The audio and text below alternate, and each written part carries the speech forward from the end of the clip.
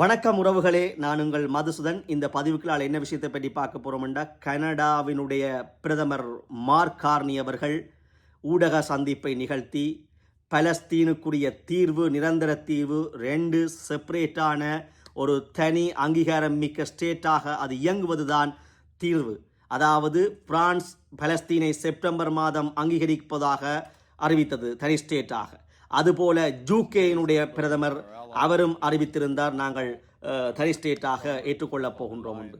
இதைவிட G20 நாடுகளுடைய பல நாடுகள் அங்கீகரிக்க தொடங்கிவிட்டன. அதைவிட கனடா, அதைத் தொடர்ந்து பிரான்ஸ், ஜூகே என்ற வல்லரசு நாடுகளுக்கு அடுத்ததாக வல்லரசு நாடாக கனடா பிரதமர் அறிவித்திருக்கிறார், நாங்களும் செப்டம்பர் மாதம் இதற்குரிய நிரந்தர தீர்வாக பலஸ்தீனத்தை தனிநாடாக அங்கீகரிக்கப் போவதாக ஊடக சந்திப்பை நிகழ்த்தி தன்னுடைய ஊடக அறிக்கையையும் வெளியிட்டிருக்கின்றார். ஆகவே பலஸ்தீன மக்களுக்குரிய நீண்ட கால துயரத்தின் தீர்வாக ஒரு தனி நாடு, இண்டிபெண்டன்ட் ஸ்டேட் மலர இருக்கின்றது. ஒரு மகிழ்ச்சியான செய்தி.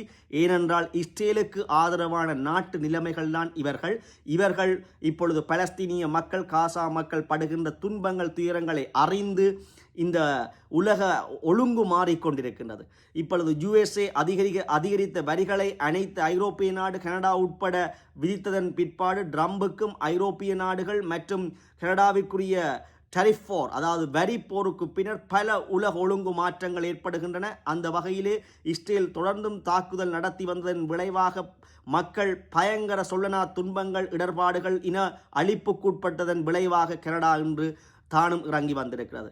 இதன் பின்னணியிலே இன்னும் ஒரு விஷயத்தை கவனிக்க வேண்டும். கனடாவிலே தான் இப்பொழுது தமிழ் மக்கள் அதிகளவாக பல லட்சக்கணக்கான மக்கள் வசிக்கிறார்கள். அமைச்சர்கள், எம்பிக்கள், மாகாண சபை உறுப்பினர்கள், மாகாண சபை அமைச்சர்கள் என்று பலர் அங்கே அலங்கரிக்கிறார்கள். இனப்படுகொலை தூவி நிரூபிக்கப்பட்டிருக்கிறது. இதே மார்கானி அவர்கள் தான் இனப்படுகொலை வாரத்தையும் அறிவித்திருக்கின்றார். நடந்தது இனப்படுகொலை என்ற ஃப்ரெஷ் ரிலீஸையும் செய்திருந்தார். இது பல மேயர்கள் எங்களுக்கு ஆதரவாக இயங்குகிறார்கள், இனப்படுகொலை என்றதை ஏற்றுக்கொண்டிருக்கிறார்கள். இனப்படுகொலை கல்வி வாரம் அறிமுகப்படுத்தப்பட்டு ஒன்டாரியோ மாகாணத்திலே படிப்பிக்கப்படுகின்றது அனைத்து மக்கள் மாணவர்களுக்கும், இன மாணவர்களுக்கும். ஆகவே இந்த உலக ஒழுங்கு நடந்து கொண்டிருக்கின்ற சமாந்தர ரீதியிலே நாங்கள் தமிழர்கள் எங்களுக்குரிய பல அமைப்பு பிரிவினைகளை மறந்து மிக ஒற்றுமையாக, அதாவது பலஸ்தீன மக்களிடமிருந்து நாங்கள் பலவற்றை கற்றுக்கொள்ள வேண்டும்.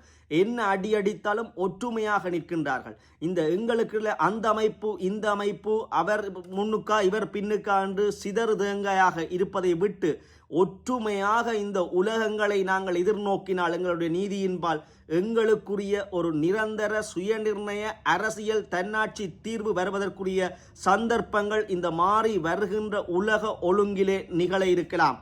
ஆகவே இந்த வாய்ப்பை உலகம் பூராகவும் வியாபித்திருக்கிற புத்திஜீவிகள், சட்ட வல்லுநர்கள், அரசியல் விற்பனர்கள் மற்றும் புத்திசாதுரியம் மிக்கவர்கள் பலர் இணைந்து புலம்பெயர் தேசத்திலும் சரி, ஈழ தேசத்திலும் இருப்பவர்கள் ஒற்றுமையாக ஒரு கோட்டில் நின்று இந்த உலகத்தை நாங்கள் நம்பினால் இந்த பலஸ்தீனத்தை போன்று எங்களுடைய அவலங்களுக்கும் ஒரு நிரந்தர தீர்வு கிடைக்க பண்ணலாம்.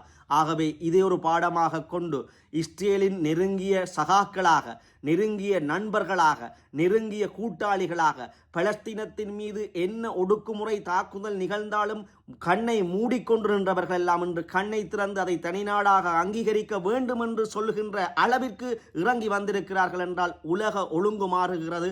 அந்த உலக ஒழுங்குக்கு ஏற்றால் போல் நாங்களும் எங்களை வரிந்து கட்டிக்கொண்டு ஒற்றுமையாக பயணிப்போமானால் எங்களுக்குரிய நிரந்தர தீர்வு கிடைக்கும். அதைவிட நீ பெரியவனா, நான் பெரியவனா, என் அமைப்பு பெரியதா, நீ முன்னுக்கு போவதா என்று அமைப்பு ரீதியாக குழப்பியடித்து தமிழருடைய பரம்பரை பழக்கமாக பரவணி பழக்கம் என்று சொல்வது ஒற்றுமையின்மை, குழப்பியடித்தல், ஒருவரை இழுத்து வீழ்த்துதல், இது இருந்தால் நிச்சயமாக எங்களுடைய தீர்வுகளை அடைய முடியாது. ஆகவே ஒரு கனிவான உலக ஒழுங்கு மாற்றம் நடைபெற்று கொண்டு வருகிறது.